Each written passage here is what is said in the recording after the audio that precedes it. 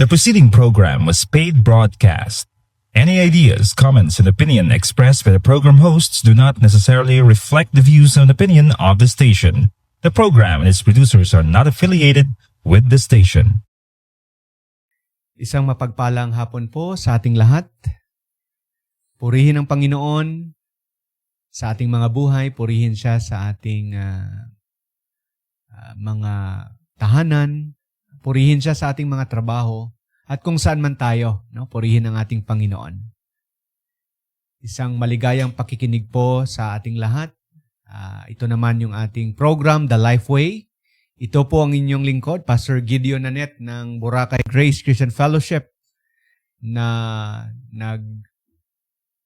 nagdadala po ng mensahe ng Panginoon. Na sa pamagitan ng kanyang mga salita, magkakaroon po tayo ng kalakasan, pag-asa. Tayo po ay nagtuturo ng katotohanan patungkol sa kaligtasan ng Panginoon na tinuturo po ng kanyang mga salita. Na sa ating kaligtasan, makikita lang po natin sa ating Panginoong Hesukristo. Kung saan man tayo dinadala ng Panginoon, saan man tayo nilagay ng Diyos, saan man tayo nagtatrabaho, nasa bahay man po tayo, nasa biyahe, nasa iba't ibang lugar, nawa ang ating panalangin, mararamdaman po natin ang patutuo ng Diyos, mararanasan po natin ang presensya niya, especially sa panahon ngayon, na hindi magandang panahon, sa ibang lugar po ay binabaha na, umuulan, hindi favorable po ang sitwasyon. Sa kabila nun, ang ating panalangin na patuloy po tayong iligtas ng Diyos, gabayan ng Panginoon. And today is February 6, 2026. Gusto lang po nating batiin ng magkaligayang pakikinig at magandang hapon po ang ating mga kababayan dito sa isla ng Boracay. Especially dyan sa ating barangay Yapak. And also sa ating mga kabarangay dyan sa barangay Yapak mismo at sa mga barangay ng Bayan ng Malay. Sa ating mga kababayan na nakikinig sa ating radio, radio station, Radio Boracay 106.1 FM. At maging sa mga lugar na kung saan naabot ng ating signal sa iba't ibang bayan ng Aklan at sa mga karatig probinsya po ng Aklan. Ang ating pinapasalamatan na meron po tayong panibagong pagkakataon. Every day is a new blessing, new opportunities for us to experience God in our lives, God in our family, God in our work, God in our community. Na masabi po natin, it is only by God's grace, God's mercy, na buhay pa tayo, nagpapatuloy po tayo, mayroong pag-asa, mayroong kalakasan sa hamon ng buhay, at tayo po ay makapag-bulay-bulay, at makapag-reflect sa ating present condition and situation, na kahit nahihirapan na tayo, kahit hindi po perpekto yung buhay, may mga pinagdadaanan po tayo, nandyan po yung Panginoon. At ang kanyang pangako po ay hindi napapako. Buhay po ang pangako ng Diyos. May ginagawa siya. Mismo nakikita po natin, nararanasan po natin, at minsan yung ginagawa ng Diyos ay behind the scene. Minsan nawawalan po tayo ng pag-asa, minsan nanghina po tayo. But generally, specifically, ang Diyos po ay gumagawa ng paraan. May kanta po tayo that God will make a way when there seems to be no way. So it is comforting to know, at ito po yung encouragement po natin sa ating lahat, na saan ka man, ano man yung sitwasyon, ano po yung mga kinakaharap po natin, huwag po mawalan ng pag-asa. Manalangin lang po tayo sa Diyos, kumapit at sumampalataya po tayo sa Kanya, sa Kanyang mga salita. At dyan po natin malalaman, mararanasan kung gaano kabuti, gaano ka powerful ang ating Panginoon. So muli, magandang hapon po sa ating lahat. Gusto lang po natin batiin ang ating mga listeners. Kung mayroon man nagse-celebrate ng kanilang mga birthday, happy birthday, or mga anniversaries, happy anniversaries. Isa lang po ang ating unang maalala sa mga celebrations, good experiences, ang Diyos po natin. And pasalamat po tayo, na tayo po ay makapagpatuloy sa ating program, ang ating desire, ang ating prayer na sa pamagitan ng platform na ito, sa pamagitan ng technology, sa pamagitan ng radio station na to, lahat po tayo ay ma-inform, lahat po tayo ma-encourage, lahat po tayo ma-remind, na may magandang plano ang Panginoon. At dapat po nating malaman ang plano ng Panginoon sa Kanyang mga salita, sa Kanyang mga ginagawa. And we are proclaiming the Word of God to everyone.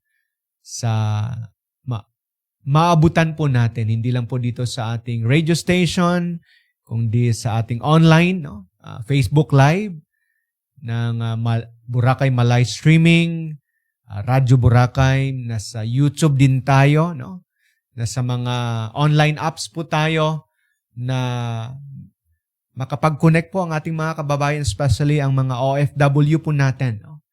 Nandyan po tayo sa MyTuner, Radio Philippines, Live Online Radio, Instant Radio.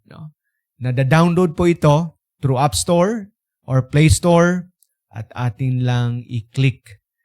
At the same time, nare-replay po.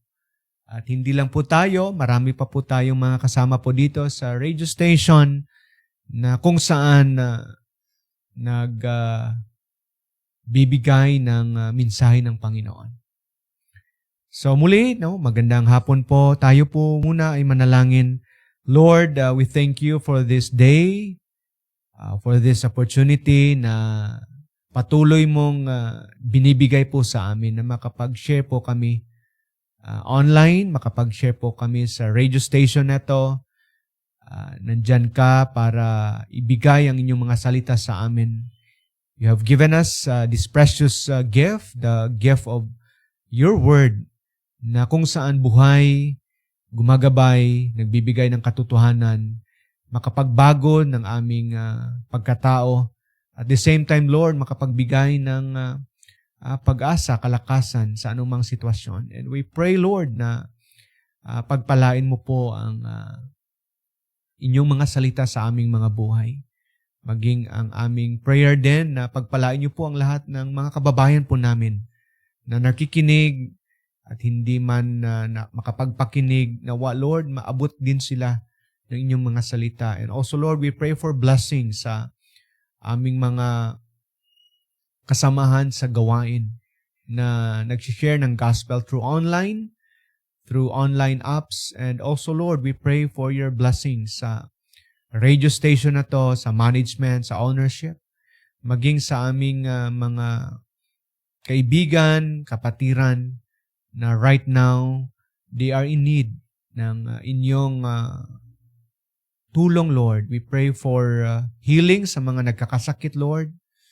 Hindi man namin alam kung paano ka gumalaw, but Lord, nagagamit niyo po ang lahat ng bagay according to the context, Lord, ng sitwasyon at ng buhay po namin. We pray for healing sa mga nagkakasakit. We pray for provision sa mga nangailangan ng trabaho, nangailangan, Lord, ng financial na mga pangailangan. We pray for your provision sa kanila. We pray for your comfort sa mga broken, sa mga depressed, sa mga anxious. Lord, we pray na ikaw po ang mag-intervene sa anumang relationship na hindi maganda. And we pray, Father, that makita po ng bawat isa na sa anumang sitwasyon mayroong pag-asa. And also, Father, we pray for our nation. We pray for our community.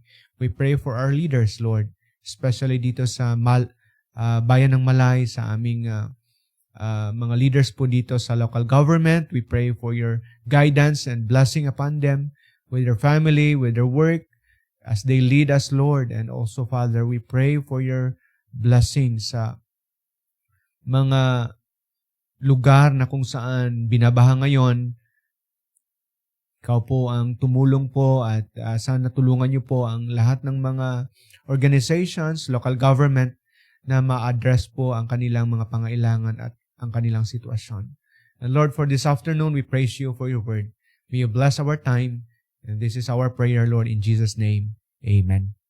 So muli, isang maligayang hapon po, isang magandang pagkakataon po sa ating lahat na tayo po ay makapag-share, makapag-discuss, at makapag-balik-tanaw sa itinuro ng Diyos patungkol sa ating pag-uusapan sa hapong ito. At ang ating topic is about love, no? Dahil sabi nila, no? Araw ng or buwan ng pagmamahalan, no? And we will talk about the first lover, no? Na itinuro at ipinakita sa atin. At walang iba po kundi ang Diyos mismo. Siya po yung unang nagmahal sa atin, no? Then siya rin ang unang nasaktan, no? Minsan, no, sa pagmamahal may part na rin, no, na masaktan ka dahil nagmamahal ka. Ang Diyos po ay unang nagmahal, no, nasaktan, pero patuloy siyang nagmamahal sa kabila ng naranasan niyang sakit, no, sa kanyang pagmamahal sa atin. And makikita po natin ang passage, no, sa Romans chapters 5, no, from verse 6, no, basahin muna natin. For while we were still weak, at the right time, Christ died for the ungodly. For one will scarcely die for a righteous person, though perhaps for a good person one would dare even to die. But God shows His love for us, in that while we were still sinners, Christ died for us. Lahat po tayo ay makaka-relate, no, sa tinatawag nating pag-ibig or pagmamahalan. Dahil ang Diyos po natin ay Diyos na nagmamahal at mapagmahal at nilikha po tayo ng Diyos, may kapasidad po tayo na magmahal sa Kanya at magmahal sa isa't isa. Actually, in the Bible, maraming klaseng pag-ibig, no? At di ba kung ikaw po ay in love, no, sa isang tao, no, may mga kaparaanan po na mapakita, madarama po ang pag-ibig po natin, no, sa isang tao. Kung ikaw po ay in love, no, single and in love, no, pwede kang manligaw at sa inyong pangliligaw, no, makagawa ka ng mga magandang bagay, no. Actions, no, makapagsalita ka ng mga magagandang salita, makapagbigay ka ng sari-saring regalo as an expression, no, ng ating pagmamahal. Kung hindi man sa ating mga girlfriend or boyfriend, asawa, or kaibigan, no, may mga expression, no, na nagpapakita, nagpapahayag na may pagmamahal sa ating buhay. And in relation, no, sa ating Panginoon,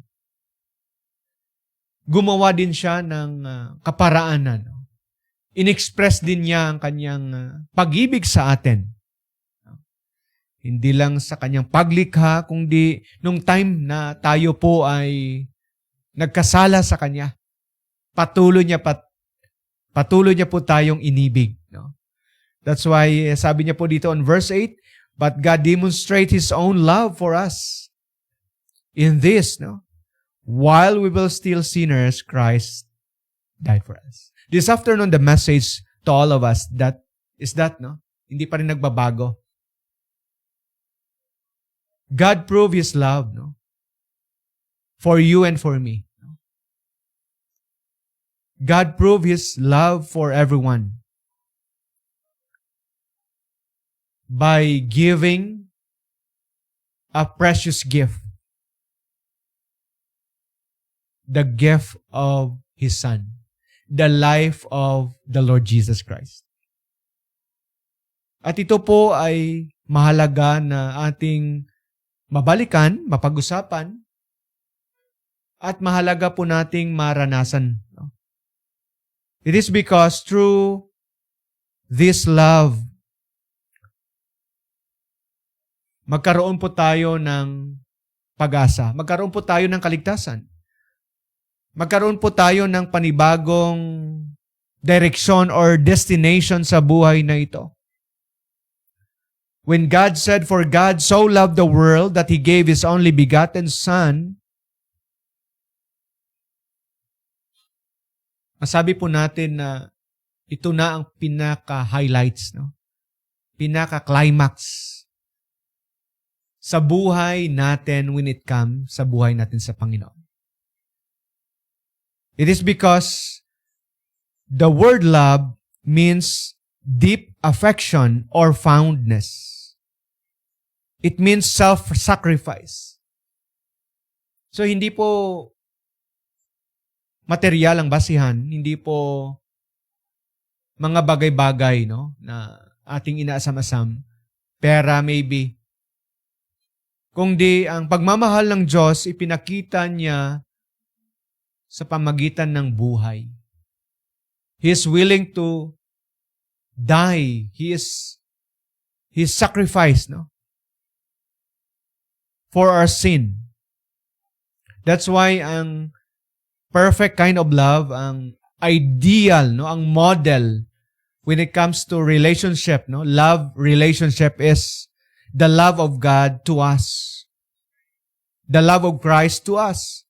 That's why si Pablo, sabi niya sa kanyang mga writings, no, as he gives an instruction sa Ephesians chapter 5 verse 25, sabi niya, "Husband, love your wives just as Christ loved the church and gave Himself up for her." So, tingnan po natin ang pagmamahal ng Diyos sa iyo at sa akin.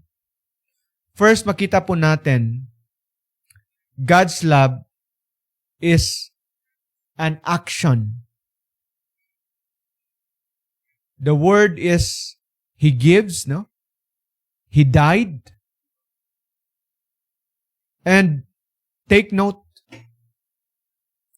the word Christ means the Messiah, the anointed one, the special one, the one, His beloved Son, His precious gift.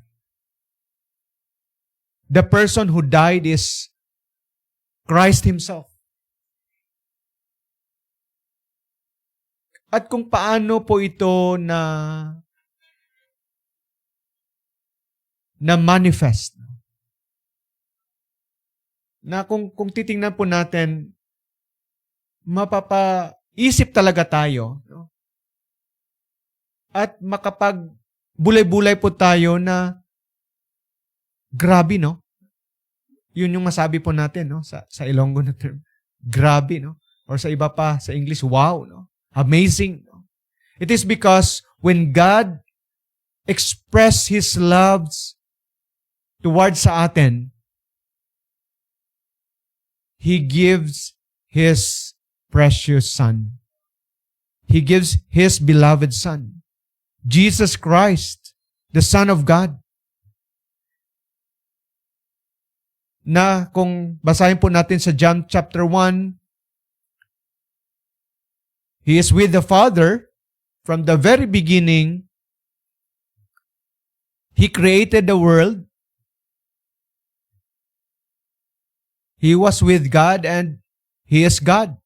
But on John 1:14 says, the Word became flesh and dwelt among us.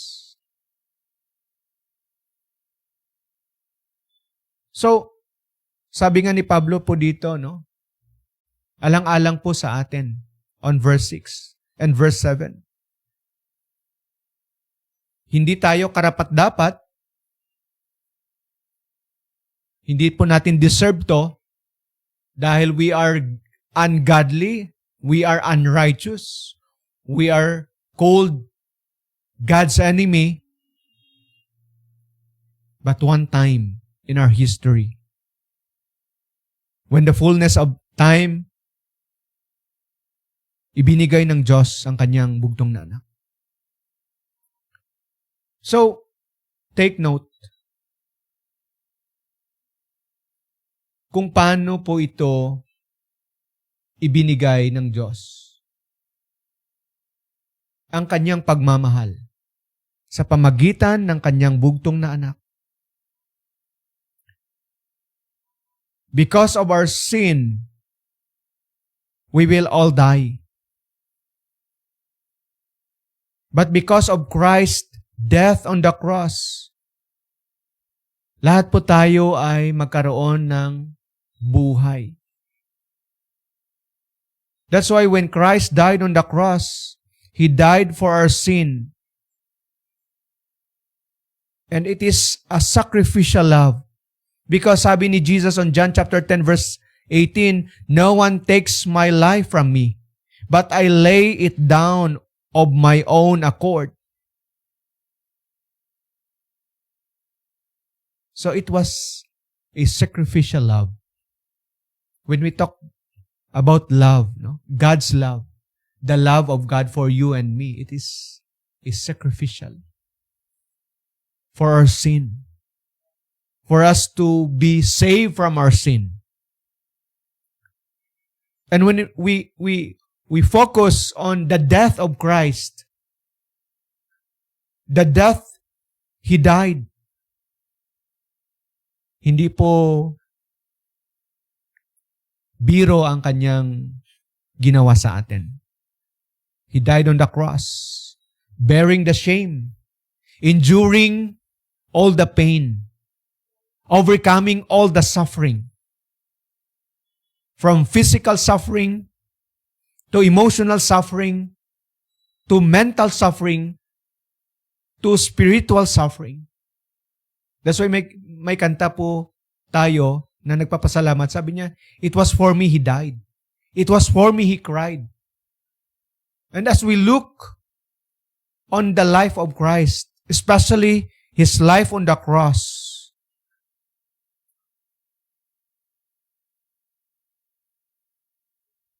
magmo-motivate po ito sa atin that we will pause and look on the Lord Jesus Christ, believing and accepting that His works, no? He died and was resurrected, was God's love for you and me. That by believing on Him, that kind of love would save us from our sin. It is the love of Christ, the love of God through Christ, that will save us from our sin.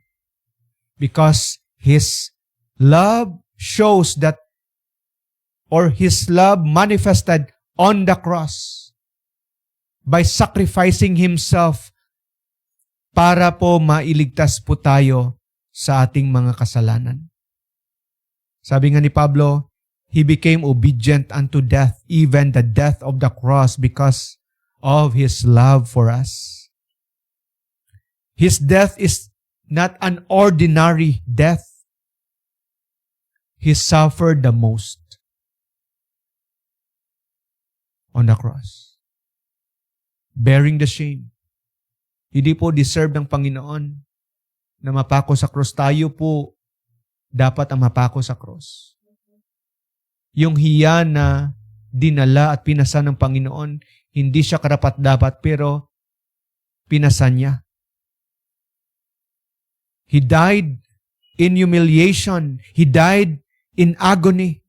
As we view the picture, described sa gospel, and as we study the history of crucifixions, and as we review kung sino lang ang mapako doon sa cross, kung sino ang dapat ipako sa cross, hindi po deserve ng ating Panginoon, the Son of God, the Creator, ang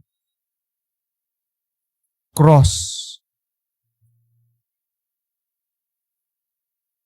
But because of His love,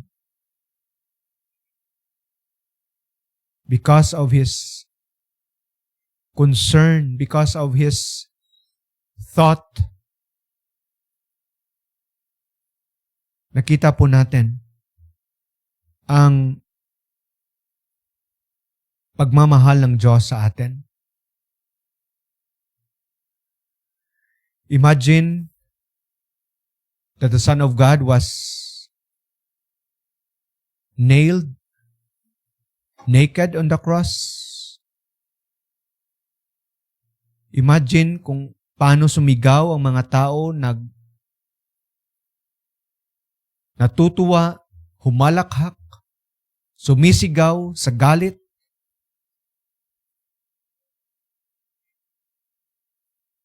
But Christ died for our sin. He died on your place. He died on our behalf.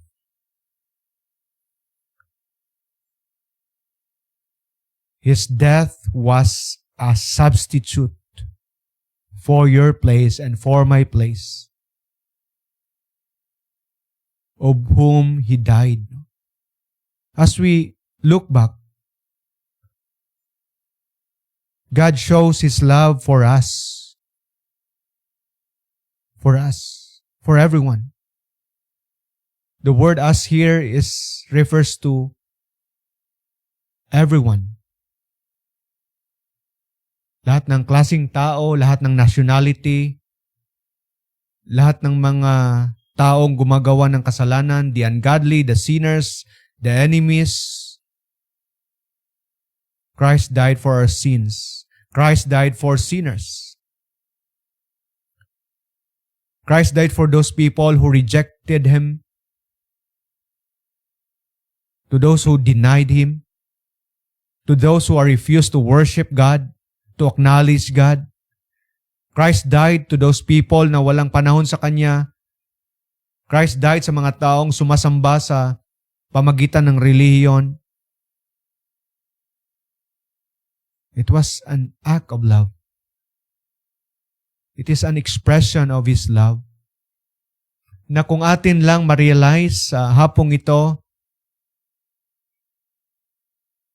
makikita po natin ang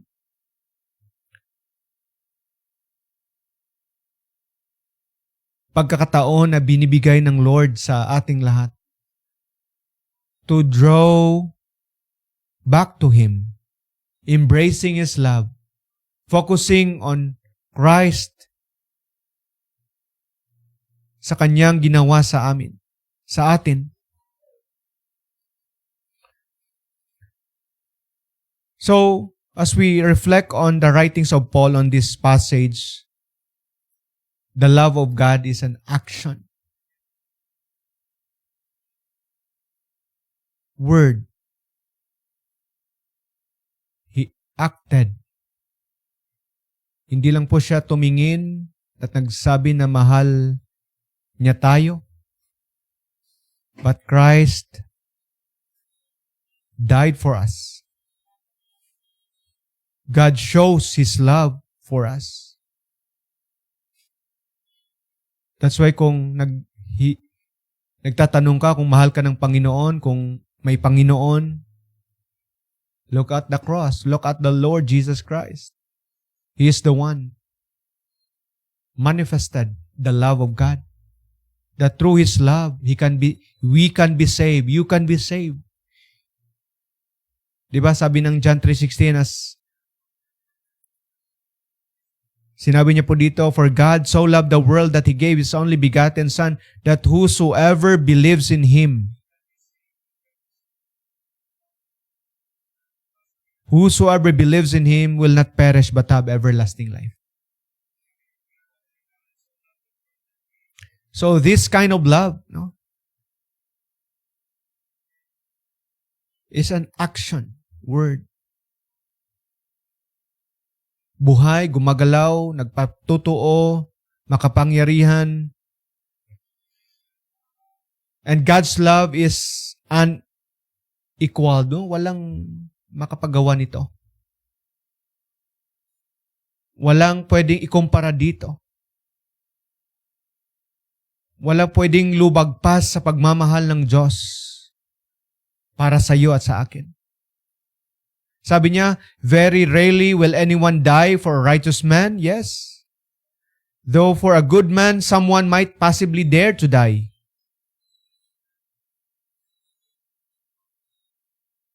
But sabi niya, Christ died for the ungodly.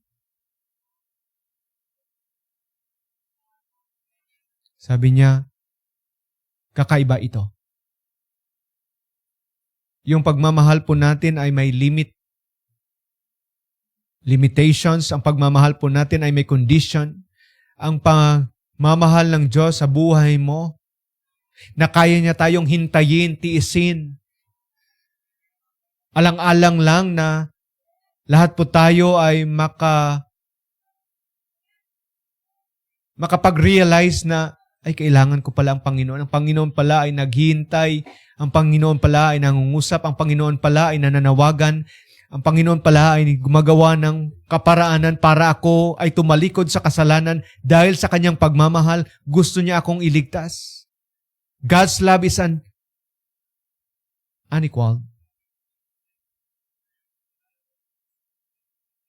Sabi niya, "Greater love has no man than this, that He laid down His life for His friend." So as we reflect on this love of God to us,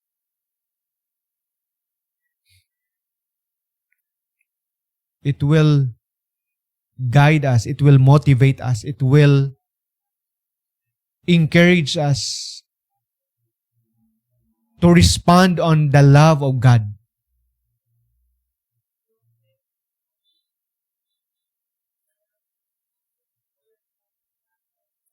Sabi niya po dito, while we will still sinners,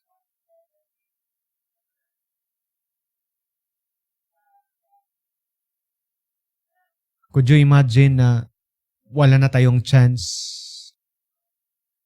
Bagsak na tayo. At patuloy po tayong binibigyan ng pagkakataon ng Panginoon. Marami na tayong nagawang kasalanan sa Panginoon.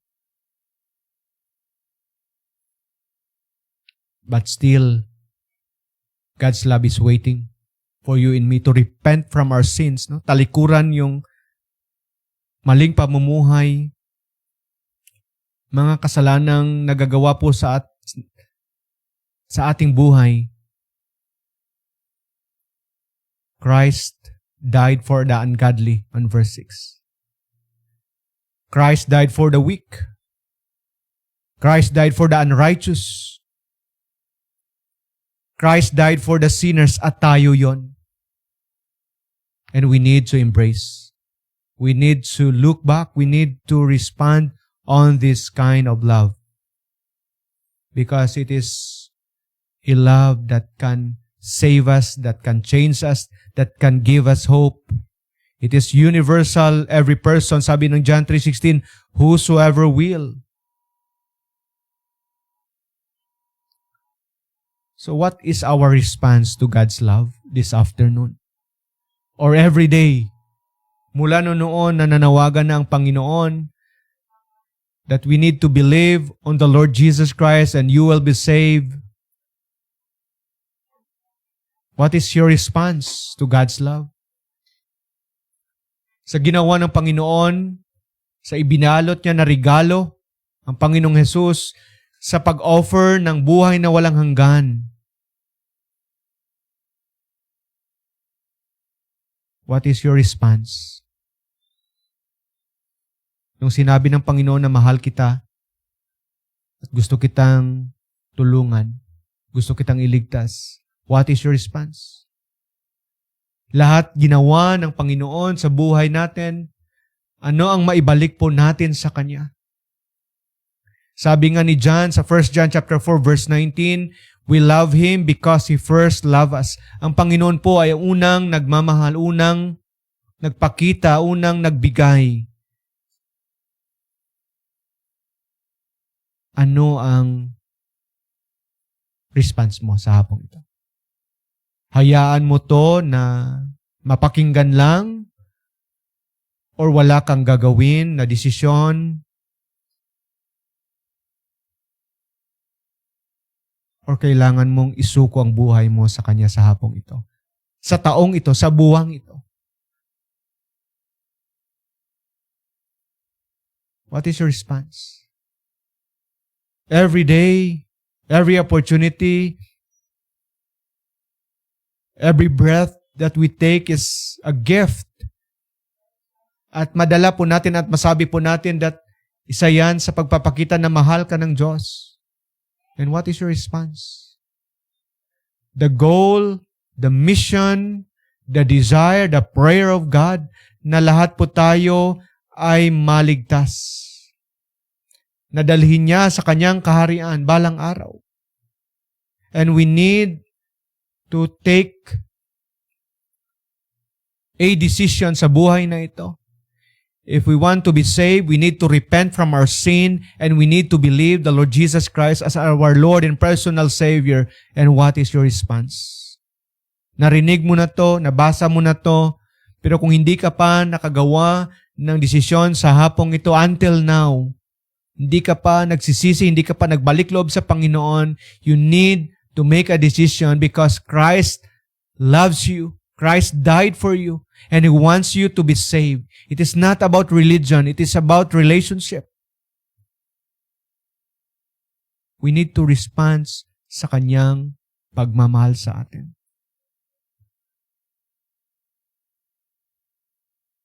At kung ikaw po sa hapong ito ay naligtas na, tumanggap ka na sa Panginoon, nagsisi ka na sa iyong kasalanan, tayo po, anong ginagawa po natin sa pag-ibig ng Diyos? Are we showing love for others? Sabi nga ni John sa 1 John chapter 4, dear friends, since God loves us, we also love one another. As a believer of the Lord Jesus Christ, binigyan po tayo ng banal na Espiritu and we have the capacity to love for one another. Are we showing? Are we obeying? Are we living the love of God? Yes, hindi perfect. May mga limitations, may mga grudges, may mga miscommunication. But are we forgiving? Are we accepting? Are we bearing one another? Are we displaying? Are we living in the love of God?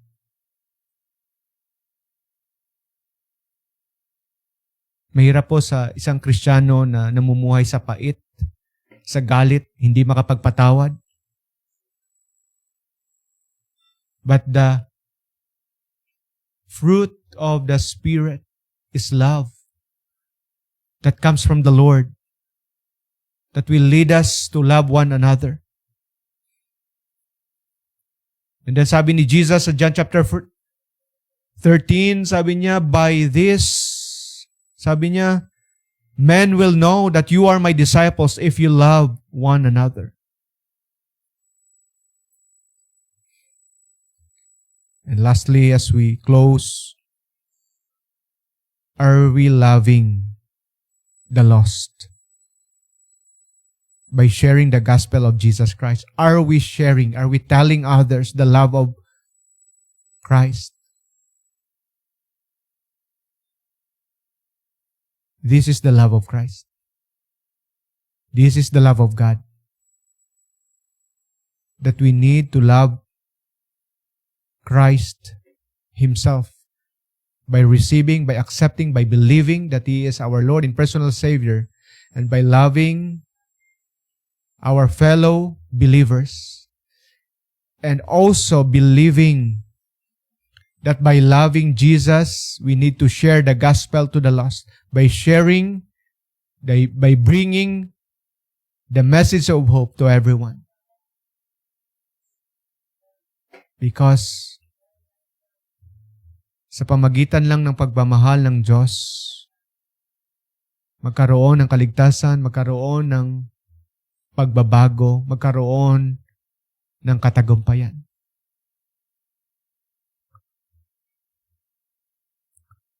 So mga kaibigan, kapatid, sabi po dito, but God demonstrates His own love for us while we were still sinners, Christ died for us. So, muli, as we maybe, nag-think po tayo na February is the love month. Huwag muna nating isipin yung pagmamahal ng tao sa atin or pagmamahal po natin sa tao. Unahin po natin ang pagmamahal ng Diyos sa buhay natin na ibinigay niya ang kanyang bugtong na anak. Alang-alang po sa ating kaligtasan. Alang-alang po sa ating eternal destination. Alang-alang po sa ating relasyon sa Kanya. And by repenting, kasi kailangan talaga mag-repent tayo. Galit ang Diyos sa ating kasalanan. That's why Siya namatay para sa ating kasalanan. At kung titingnan po natin ang dadalhin ng Diyos, ang paparusahan niya ay ang kasalanan sa impyerno. Kaso lang, pasan po natin ang kasalanan. That's why kasama po tayo sa impyerno na paparusahan dahil sa ating kasalanan. Kasi pasan po natin. But may good news po, makuha lang po ang ating kasalanan sa pamagitan ni Kristo. Dahil Siya po ay napatay sa cross.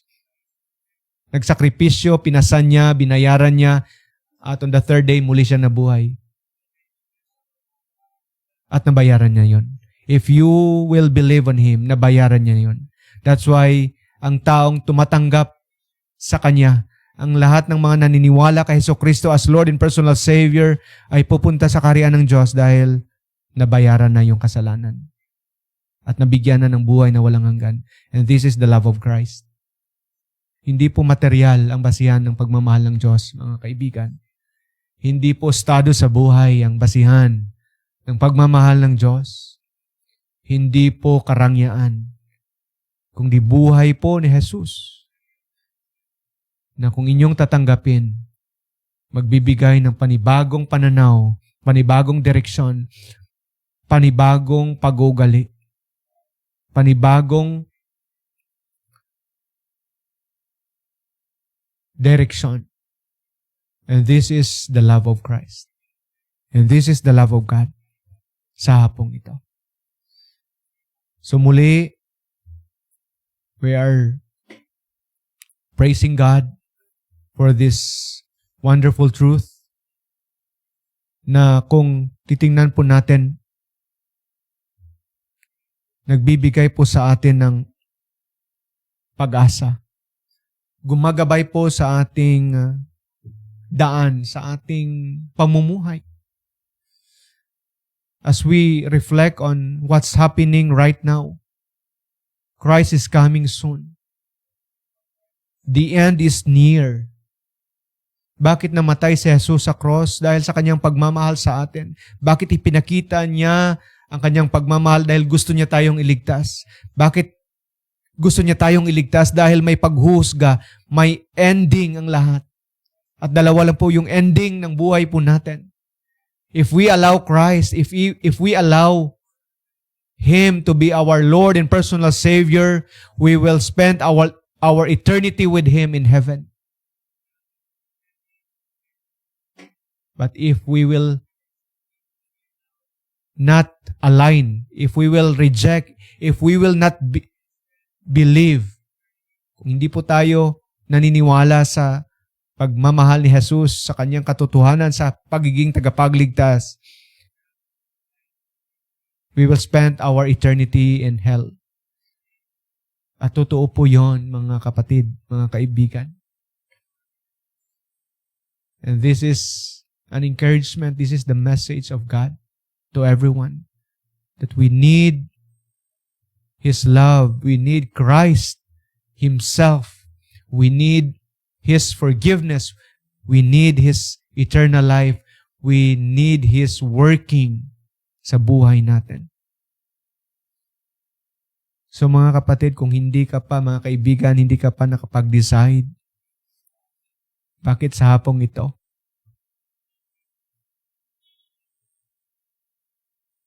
Hindi ka makagawa ng desisyon. You need to decide. We need to receive that kind of love. When Christ said, I love you, I died for you, I want you in eternity. That is God's grace. That is God's mercy. What is your response? Make a decision. Paano gumawa ng desisyon? Kausapin mo ang Panginoon sa panalangin. Kausapin mo siya na gusto mong maligtas. Gusto mo makuha yung kasalanan mo. Gusto mong magsisi. Gusto mong maranasan ang buhay na walang hanggan. Gusto mo ang bagong buhay, ang bagong direksyon. Gusto mo na i-guide ka ng banal na espiritu. Ikaw at ang iyong pamilya. Kasi sinabi ni Pablo sa Acts 16:31, believe on the Lord Jesus Christ and you will be saved and thine house. So hindi ko alam kung saan ka man, anuman sitwasyon, but our prayer is that you will believe on the Lord Jesus Christ. Kasi mahal ka niya. Mahal niya tayong lahat. Kung anuman yung mga rason, pinagdadaanan, anuman ang mga narinig mo na patungkol sa relihiyon, hayaan mo muna yan. Isang tabi mo muna yan. Kailangan mo si Jesus at ang kanyang mga salita. And after your decision, after your believing, after your receiving, Christ will guide you. Christ will reveal Himself to you. If you are truly honest in your decision, you can call on Him anytime. You can call on the name of Jesus to guide you. But make a decision for your life. And please, this decision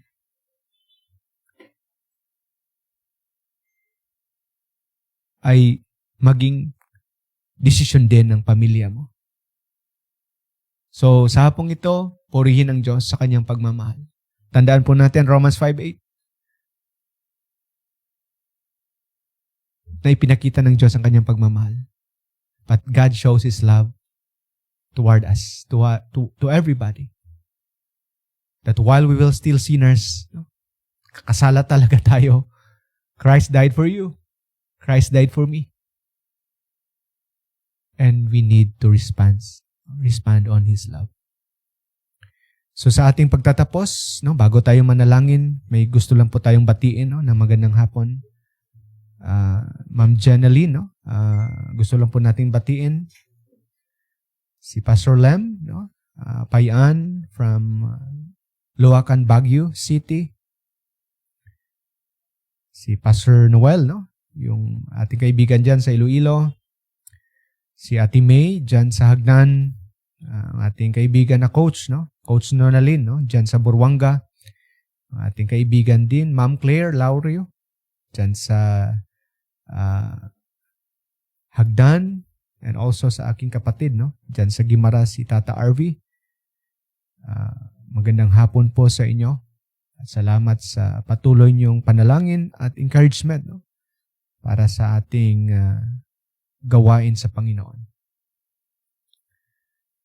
And muli, purihin ang Diyos sa ating kalagitnaan at tayo po ay manalangin. And before that, no, meron pa nagpahabol. Binabati po natin magandang hapon, no, sinang Bibi dyan sa Tablas, no, Tablas Romblon. Dyan sa Ferrol, no. Okay, let us pray. Lord, we thank you for this blessing, the word of life, your salvation that teaches only Christ is our Lord and personal Savior, given by the Father because of your love. Lord, Father, we pray for your guidance and protection to everyone, especially sa panahon ngayon na hindi maganda. We pray for your protection, Lord, sa mga taong pinagdadaanan ng baha, ng hangin, at limited yung resources. Also, Lord, we pray for your saving knowledge na ang lahat, Lord, maging aware at makapagawa ng desisyon sa buhay na ito that we will believe on the Lord Jesus Christ and be saved. Father, once again, we pray for your blessing and protection to everyone. This is our prayer, Lord, in Jesus' name. Amen.